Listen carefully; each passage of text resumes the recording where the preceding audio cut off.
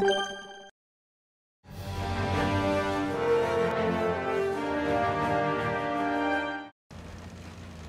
everyone, and welcome back to my channel with a new video about World of Tanks. Today I have a treat for you. It's the next episode of Meanwhile in World of Tanks, the episode 7, and I have 3 replays for you.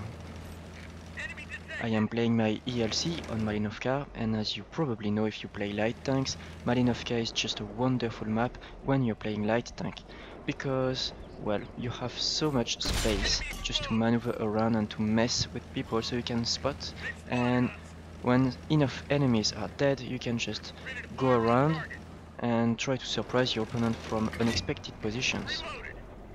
And you know, the ELC gets a fantastic camo rating. As long as you are not firing, people will have to get really close to spot you. So you can spot without any issues, but this time he is quite close to me now. So I am not in a particularly aggressive or advanced position. I am not too far away from the spawn. It's a good location to spot some opponents. But the particularity in this game is that my team decided to have a fiesta, barbecue, camping party, I don't know how to call that, in the bottom part of the map. So very few allies decided to go forward and try to engage the enemy rather than simply waiting in behind a bush. So I'm doing some decent spotting for the team, but very few of my allies can actually see what I am spotting and help me. And you know, when you have only 1 or 2 allies trying to move forward and engage the opponent, well, they are just going to be obliterated by half of the enemy team, just because half of the enemy team would be advancing toward their position. So they will die pretty fast, and the rest of your team will just think, they just die, I'm still alive, so I am doing the right thing, and they're certainly not going to move forwards. In those cases, you don't have many options. What you want to do is to stay rather close to your team and try to spot for them, just to at least make them not surprised when half of the enemy team is going to be close, and try to get some damage and spotting damage before probably dying if the enemy is smart enough to take advantage of the situation. In any case, you don't want to rush, you don't want to commit suicide, you don't want to lose your HP uselessly. Just because you can still do some damage, you can still have a decent game for yourself, and with a miracle it could still be a victory. So always try to do your best. Just take into consideration the location of your allies, but don't try to do something stupid. Try to help them as much as you can. So I am still going to camp this location for a long time, because I don't have many other options. Honestly, if I move forward I will die versus 5-6 opponents, and if I go back I will have no target, and I'm still rather safe here. My position will be compromised when the enemy team will go down the hill in C0, D0, and when they will come close to me, just because I will be taken into crossfire and I will not have the possibility to go back without exposing myself. So as long as I don't spot anyone in C0, D0, I can stay here and try to help my team as much as I can. And even in this configuration I am still going to have a decent result. In 5 minutes, well, less than 5 minutes, I have already spotted 6 opponents, killed 1, damaged 7 times, and I have 14 spotting ribbons, so not too bad. So we have a Type 58 right over there. It's immobile.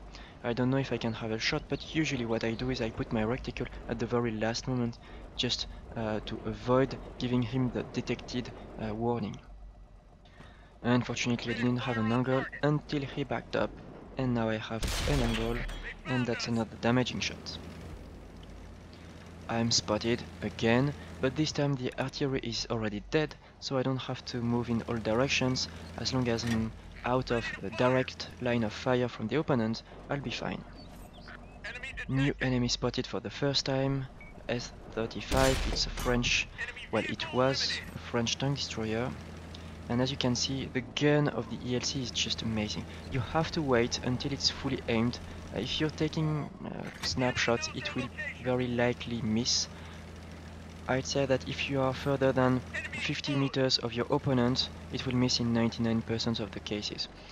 And I wouldn't take any chance.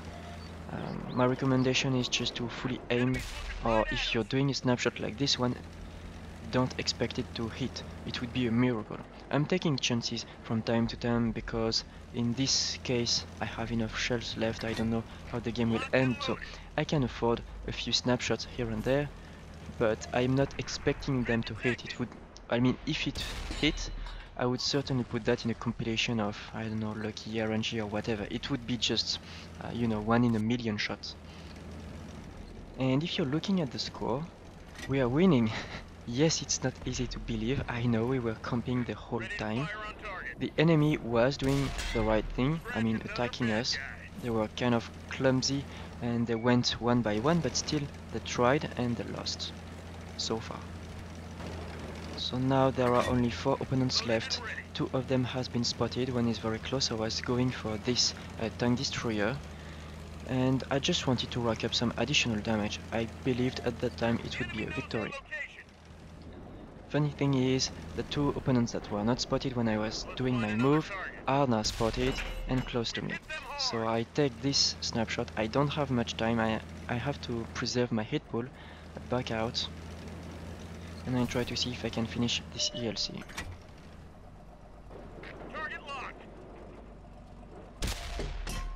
I didn't give enough lead. I mean, he was moving in all directions, and now this tank destroyer clearly wants me dead. So I am doing this very clumsy escape. I was actually reversing before jumping from the ledge, but the ELC can gain speed pretty fast, but the reverse speed is terrible. So even if I was reversing before jumping, I still had too much velocity and I lost a lot and a lot of health. And now I have this medium who also wants me dead, and well, now it's over. The rest of the battle was pretty boring. I mean, we won, but it took like 5 minutes to win. Anyway, you can see if you are trying to take advantage of the position of your allies, even if they are, well, not moving or not doing much, you can still win. Let's continue with the second replay, and this was one of the first time I was playing with this T-37. It's the tank right after the Chaffee, so the American Tier 6 light tank, and it's not even full. I don't have the last engine on this particular game. Also, this is quite an old replay. This happened just a couple of days after the update, including the Siegfried Line map revamped on the Xbox One. We are defending and the cap circle is in the city. In this configuration, the enemies are going to be on the ridge in the 5 and 6 columns pretty early, so spotting when you defend on Siegfried Line, when you don't even have a fully upgraded light tank, is pretty painful, honestly. There are very limited options. If the enemy is aggressive like this, VK, you will be in a confrontation pretty early in the game and you won't have a lot of places to hide and spot. The first replay was more or less a heaven for light tanks, just because it was perfect map, very good matchmaking, a lot of opportunities. And this one, it's quite the opposite. It's one of the worst, I mean it's not the worst possibility for a light tank. You could end up on Ensk War, but I think that defending on Siegfried Line when you're in light tank is pretty difficult.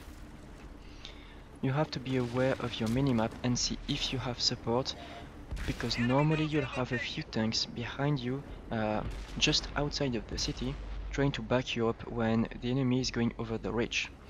If there are not enough allies, or if the enemies are going to overrun one side, for example north or south, you'll have to run to the other side and try to just stay safe, because, well, you know, light tank versus a few medium and heavy tanks, or tank destroyer for that matter, you will die very fast. I knew I had this heavy tank very close to me, but there's a bunker between us and he would have to expose himself to try to shoot me. So it's actually an M6, he missed, and he's going to pay the price for that. Honestly, even if it was a tier 7 or 8 heavy tank, which would have damaged me like, let's say, 300 points of damage, it would have still be worth it just because he would have still lost a lot of life, and I'm ready to trade like half of my life if it can mean near destruction of a tier 7 or 8 tank. However, I did a mistake. I didn't try to track him. I was more trying to force him to move toward my direction, but if I tracked him, he might be dead by now, and I didn't even try. And when you have a fast reloading gun like this one, well, if you track the opponent and if he doesn't use his repair kit really fast, he will just be permanently immobilized, and he will be an easy kill for the rest of your team. If you tend to play some tanks with fast reloading guns, I can only encourage you to try to perma-track those opponents. Perma-track means permanently track an opponent by taking off his tracks repeatedly until he dies.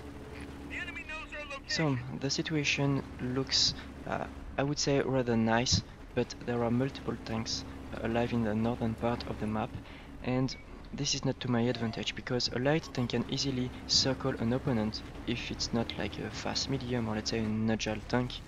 And if you can circle one opponent at a time, this means you can farm them for a lot of damage and experience. But if there are at least two opponents in the same location, one of them will have some clear shots on you while you are circling the other one. So in those cases, you want to have the information. You want to know where your opponents are, and you want to circle them and take risks when you know it's worth it. And that's my first kill. And that's my second kill. So now we enter the last stage of the game. Only a few opponents remain. We are winning technically 11 to 10, but at that stage of the game, number is not so important when it's close. It's more important to look at the tier of the remaining tanks and their remaining health as well.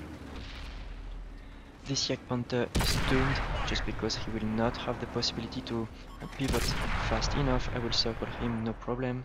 So that will be another easy kill for me.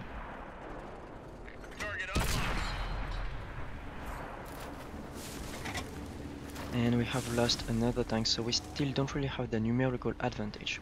Now I am trying to surprise this very dangerous T-29. It's a fantastic tier 7 tank, and he's probably the most dangerous enemy remaining on the battlefield. However, T-29, it's quite agile for a heavy tank, and unless I can track him, I will just die. So I track him, but I am not out of danger. It also has a very good gun depression, and I was trying to track him again, I just can't. 12 hit points remaining, no armor. This is not going to end well for me, and we actually lost this battle. At least I did my best. I am not a very good light tank driver, but if you have some advice and suggestions when you are playing a light tank in a difficult matchmaking and a difficult map like defending on Siegfried line, well, just let me know. I'm interested to see what you have for me. Now let's focus on the last replay. I am playing on my T-75. It's a T-10 American heavy tank. Well, it's not so heavy actually because you don't have much armor. The main advantage of this tank is the autoloader. You have 4 shells dealing each 400 points of damage, so your clip will do more or less 1600 points of damage and you reload in less than 23 seconds. So it's a deadly tank if played correctly. We are playing on airfield and it's a domination. So the map is in D5, D6, quite close to my location. It's to my advantage because usually I tend to go in the middle part of the map, where I am currently. Well, it's a perfect position when you are in medium or heavy tank. You can surprise opponents, you will have a lot of them actually, so when you're playing alone, not in a platoon, this is a very good position. So having the cap circle quite close to me is an advantage, because if the enemy takes control of this location, I won't have to move very far to try to intercept them. So let's try to take out this sneaky Tiger 2. he's only showing his frontal plate and it's on gold, so even with the tier 10 heavy tank it's not going to penetrate easily. And I wish I had his side, but I just unfortunately didn't, and so I was trying my luck on his frontal plate. Now I have only 2 shells remaining in my magazine, and it's the eternal question, should I reload or not? So I wanted to shoot this light tank, he disappeared, and I didn't want it to blind shot him. He was probably moving a bit, so I can't really anticipate his movement when he's immobile, and I was trying other targets. So I decided not to reload, and when you have only 2 remaining shells, you'll have to ask yourself the question. But if you want to reload, do it immediately, don't waste time. So I have this IS-3 and it's better than just reloading in my eyes. So I was trying to have his side. I had it the first time, second one in his tracks, better than nothing, and now it's reloading time. And as you can see, the reload is not too long. It's painfully long only if you are already engaged by some opponents who are hitting you permanently, and those 23 seconds will be very long in this case.